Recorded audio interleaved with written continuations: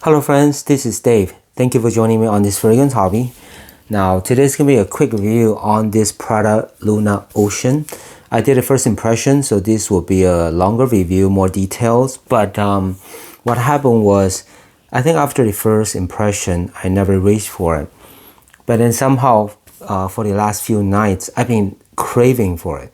Craving means when I just for some reason want to reach for it. There's an urge because there's something about it, and I think it's a very unique way that is dark. The scent itself is dark, even though it's not dark. I understand the name is translate Luna rossa is translate to red moon, so it refers to being at night. And the commercial with Jake Gyllenhaal is also at nighttime, but in itself, if you just smell the fragrance, you will not envision a nighttime scent.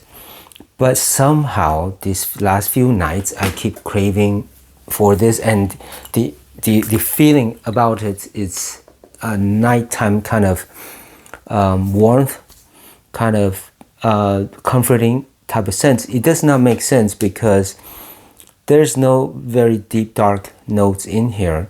Now I just sprayed on my hand and my shirts. The reason for my shirt is I found out the two smell very differently when it's on my hand and on my shirt. So the top notes right away, you're getting the fresh bergamot, and there's pink pepper, and the green notes are artemisia, which is a little bit bitter herbal. So that's coming out to play already. Now the bergamot is not super fresh, not super zesty, but it's more of a tame bergamot. Is having that little bit of freshness with sweetness. Well, that's probably a combination with the artemisia. And then you're gonna transition to the middle, getting that lavender and iris. And then there's also sage, suede, and saffron. But the iris really come out to play. So what happened was, I just figured out what it resembles or what is reminding me of, and that's this one. This is Prada L'Homme. This is the low version, but it actually smells like the L'Homme without iris.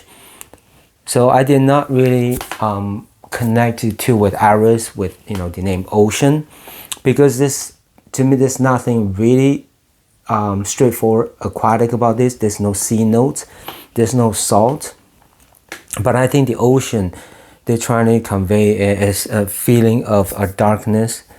And there's a little bit of a oceany vibe, and I do get that. It wasn't because of the name reference, but the last couple of nights when I was thinking about getting, reaching for this, it was absolutely the calming nighttime sitting on a boat in an ocean imagery that I'm getting from the commercial. But I felt it. I absolutely felt it, and I needed that feeling. I want to get that.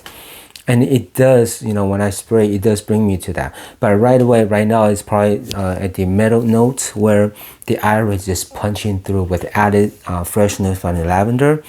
But the iris is coming very, very prominent and very, very close to, very similar to this Prada L'Homme line, which is famous for the iris lines. For the notes of iris in all the flankers. And it's very similar to the original Prada L'Homme, which is very clean and soapy, and this is what that is. And there's also suede and saffron we can smell. Now it's going to go into the dry down of musk with vetiver and the patchouli. Now also caramel. The reason why I smell my shirts, I figured out later, was the main difference between my skin and my shirt is that sweet caramel scent. It's coming out a lot stronger on the shirt, with the freshness of the iris and lavender. And sage. Those are the four notes that's popping out from my shirts when I'm smelling it, and it's very, very pleasant and appealing. And on my skin, it's actually turned darker. I'm sure maybe it's because the skin is warmer and then it's warming it up. But the bergamot, there's no more freshness, but then it's playing in the back a little bit, and I can still smell the pepper and the pink pepper and the artemisia, but mainly the lavender and the iris is playing a very strong part. on my skin, and there's some musk also is playing here. So even though the naming is kind of difficult to relate, I actually can relate to it because of what I just said. But for most people, they might not get that connection. You know, it's very subjective, right? But for me, I do get that. And it was one of those strange things that there are times when you're craving for a certain fragrance, and that tells you something how there's a hidden, I don't know, you know what it is, but there's just something about it. I don't think it's addictive, but there's just a sense of somehow you're craving for it, and that's a good thing for me. That's a good thing.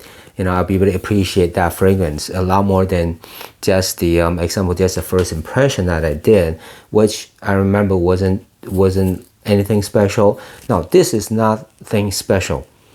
Nothing meaning it's not too unique, all right, and it doesn't veer off into a territory that people is gonna say, "Oh, I never smelled that before." No, it's not that. It's a blue scent, and there are a lot of blue scents, like you know, Versace Dior Blue, but it is different than Versace. It is different than Sauvage, different than all this blue, because of the iris note that's prominent in here. So, and I was thinking, what is the direction that Prada is taking this? So basically, what I thought it was this one. They're doing it in the same direction that the Dior Homme 2020, where it's basically a very mass appealing type of scent. Is there's nothing unique about it. There's nothing that's gonna wow people, but it's just very, very pleasant, and people will feel the urge to reach for it because how pleasant and easy it is to wear. And then maybe it's some sort of addictive, maybe. Okay, I'm not there yet. Okay, but I think that's the direction that this Prada Luna Ocean is taking us. So I'm sorry, Luna Rossa Ocean. So this, I'm beginning to appreciate this more and more. Now as it dries down, it's definitely become very, very more tamed, more how should we say, maybe generic, as some people would say. So I gotta give it that. But on this shirt, the freshness of the lavender, iris, sage, and the sweetness of the caramel is still there. So definitely, spray on your shirt, and it's not discoloring the my gray shirt, so which is good. On the skin is totally different because it's being warmed up. I would not think these two are the same scents if I have to try them together. If people let me smell it, I would not know these will be the two same scents. All right. With that said, I definitely appreciate this one a lot more. I'll probably give it an 8 out of 10. Uniqueness, no.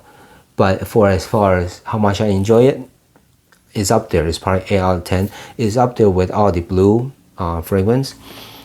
Even though this is no blue notes, it doesn't feel blue, but somehow I think the freshness of the lavender and the iris, it does bring you some sort of a sea type of vibe, not the salty type, but just a watery, oceany type of vibe. And I think that's where they're coming from. So yeah, for sure, it's veering toward that direction, and I get it.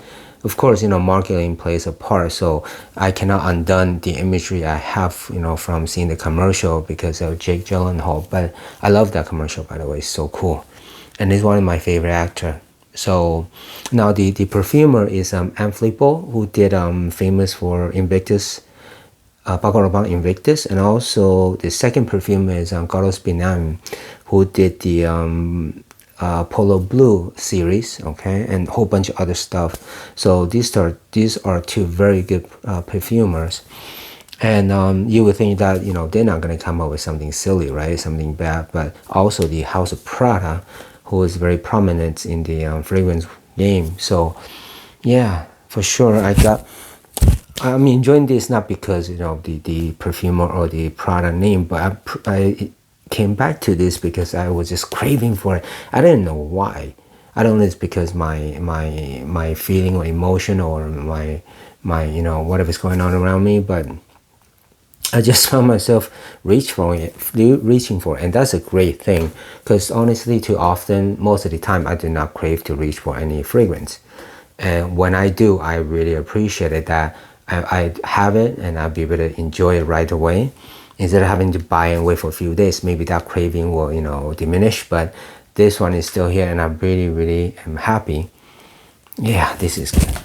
I like it. It's, you know, like I said, if you're expecting something so unique, no, don't. You know, you don't go into a blue sense thing imagining or think it's, you know, something super unique. Most of the things have been done before. Most of the things are you know, inspired or similar, right?